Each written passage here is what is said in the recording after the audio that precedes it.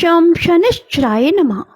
राधे राधे मेरे प्यारे भाइयों बहनों माताओं व बंधुओं, आज शनिवार के दिन मैं आपके लिए लाई हूँ शनि देव की कथा।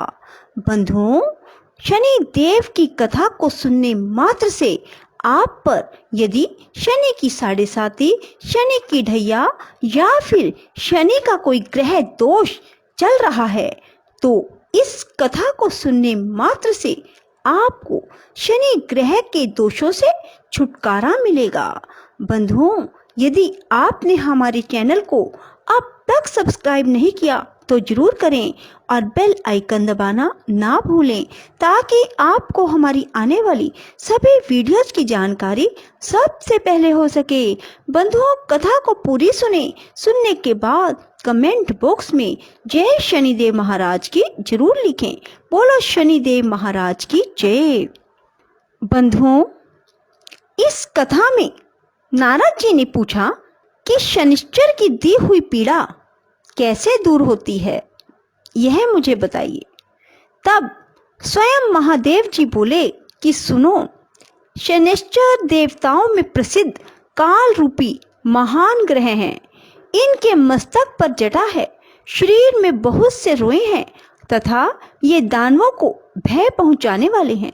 पूर्व काल की बात है, रघुवंश में दशरथ नाम के एक बहुत प्रसिद्ध राजा हो गए। वे चक्रवर्ती सम्राट महान वीर सातों द्वीपों के स्वामी थे। उन दिनों जोशियों ने यह जानकर कि शनिश्चर कृतिका के अंत में जा पहुंचे हैं, राजा को सूचित किया, महाराज इस समय शनि रोहिणी का भेदन करके आगे बढ़ेंगे। यह अत्यंत उग्र शाकट भेद नामक योग है जो देवताओं तथा असुरों के लिए भी भयंकर है। इससे 12 वर्षों तक संसार में अत्यंत भयानक दुर्भिक्ष फैलेगा। यह सुनकर राजा ने मंत्रियों के साथ विचार किया और वशिष्ठ आदि ब्राह्मणों से पूछा, द्विजवरों बताइए, इस संकट को रोकने का यहाँ कौन सा उपाय है?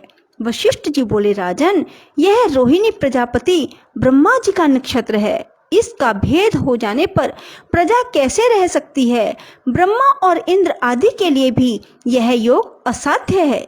महादेव जी कहते हैं, नारद इस बात पर विचार करके राजा दशरथ ने मन में महान साहस का संग्रह किया और दिव्य अस्त्रों सहित दिव्य धनुष लेकर रथ पर आरूढ़ हो बड़े वेग से वे नक्षत्र मंडल में गए। रोहिणी पृष्ठ सूर्य से 1.25 लाख योजन ऊपर है। वहां पहुंचकर राजा ने धनुष को कान तक खींचा और उस पर संहार अस्त्र का संधान किया।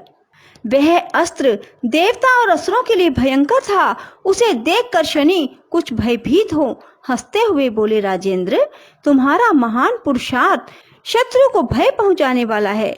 मेरी दृष्टि में आकर देवता, असुर, मनुष्य, सिद्ध, विद्याधर और नाग सब भस्म हो जाते हैं, किंतु तुम बच गए। अतः महाराज तुम्हारे तेज और पौरुष से मैं संतुष्ट हूँ। वर मांगो, तुम अपने मन से जो कुछ चाहोगे उसे अवश्य दूंगा। दशरथ ने कहा, शनिदेव जब तक नदियां और समुद्र हैं, जब तक सूर्य और चंद्रमा सहित पृथ्वी कायम है, तब तक आप रोहिणी का भेदन करके आगे ना बढ़ें। साथ ही कभी 12 वर्षों तक दुर्भिक्ष ना करें। शनि बोले, एवं अस्तु। महादेव जी कहते हैं, ये दोनों वर पाकर राजा बड़े प्रसन्न हुए। उनके शरीर में रोमांच हो आया। वे रथ के ऊपर धनुष डाल हाथ जोड़ शनिदेव की इस प्रकार स्तुति करने लगे। दशरथ बोले, जिनके शरीर का वर्ण कृष्ण नील तथा भगवान शंकर के समान है, उन शनिदेव को नमस्कार है। जो जगत के लिए काल अग्नि और कृतांत रूप है, उन शनिश्चर को बारंबार नमस्कार है। जिनका शरीर कंकाल है, जिनकी दाढ़ी मूछ और जटा बड़ी हुई है, उन शनिदेव को प्रणाम है। जिनके बड़े बड़े नेत्र, पीठ में सटा हुआ पेट और भयानक आकार है, उन शनिश्चर देव को नमस्कार है, जिनके शरीर का ढांचा फैला हुआ है, जिनके रोए मोटे हैं, जो लंबे चौड़े किंतु सूखे शरीर वाले हैं, जिनकी दाढ़ें काल रूप हैं, उन शनिदेव को बारंबार प्रणाम है। शनि, आपके नेत्र खोखले के समान गहरे हैं, आपकी ओर देखना कठिन है, आप घोर, रुद्र, भीषण और विकराल हैं। आपको नमस्कार है। बलिमुख, आप सब कुछ भक्षण करने वाले हैं, आपको नमस्कार है। सूर्य नंदन, भास्कर पुत्र, अभय देने वाले देवता, आपको प्रणाम है। नीचे की ओर दृष्टि रखने वाले शनिदेव, आपको नमस्कार है। संवर्तक, आपको प्रणाम है। मंद गति से चलने वाले शनिश्चर, आपका प्रतीक तलवार के समान है, आपको पुनः पुनः प्रणाम है। आपकी तपस्या से अपने देह को दग्ध कर दिया है।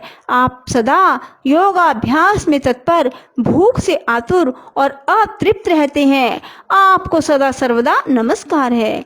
ज्ञान नेत्र, आपको प्रणाम है। कश्यप नंदन सूर्य के पुत्र शनिदेव, आपको नमस्कार है। आप संतुष्ट होने पर राज्य दे देते हैं और रुष्ट होने पर उसे तत्क्षण हर लेते हैं।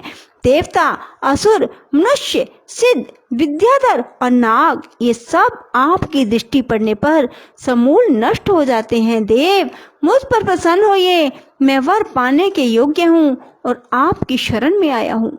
महादेव जी कहते हैं, नारद, राजा के इस प्रकार स्तुति करने पर ग्रहों के राजा महाबलवान सूर्य पुत्र शनिश्चर बोले, उत्तम व्रत के पालक राजेंद्र, तुम्हारी स्तुति से मैं संतुष्ट हूँ। रघुनंदन, तुम इच्छा अनुसार वर मांगो, मैं तुम्हें अवश्य दूंगा।